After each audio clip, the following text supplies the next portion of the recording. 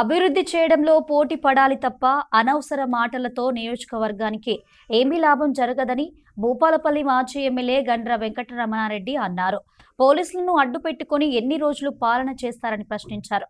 Bhupalpally BRS party పట్టణ అధ్యక్షుడు కటకం జనార్దన్ ఆధ్వర్యంలో బస్తీబాట కార్యక్రమం జరిగింది.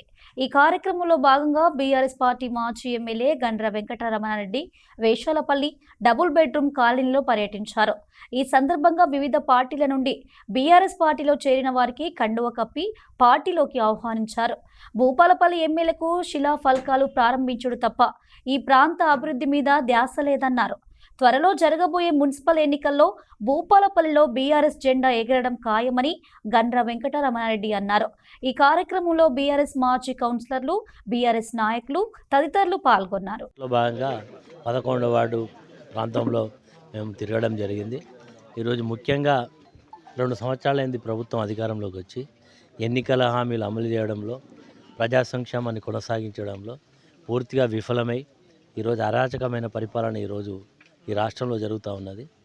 మరి అందరికీ ఆదర్శంగా ఉండాల్సినటువంటి ప్రజాప్రతినిధులే బూత్ పురాణం ఈరోజు చేయడం, మరి శాసనసభ వేదిక మీద నేను నాలుకలు కోస్తా అనేటువంటి మాట మాట్లాడడం, ఈరోజు సభ్య సమాజమే ఈరోజు ఒకసారి చర్చించుకొని ఇలాంటి వ్యక్తుల ప్రజానాయకులు అనేటువంటి స్థాయిలో చర్చ జరుగుతూ ఉన్నది. ఇప్పటికైనా ప్రజానాయకులు అనేవాళ్ళు, ప్రభుత్వాల అధినేతలు అందరికీ మార్గదర్శకంగా ఉండాలి తప్ప ఇలాంటి భాష మారడాన్ని తీవ్రంగా ఖండించడంతో పాటు ఎన్నికల హామీలు ఇచ్చి ఇప్పటికి 2 సంవత్సరాలైనా 100 రోజుల్లోనే హామీలన్నీ కూడా అమలు చేస్తామని చెప్పి వైఫల్యం చెంది ఈరోజు ప్రశ్నించేటువంటి ప్రశ్నలకు ప్రజలకు సమాధానం చెప్పకుండా అణచివేత ధోరణితో పోయేటువంటి సందర్భాన్ని ప్రజలకు ఎడ్యుకేట్ చేస్తున్నాం.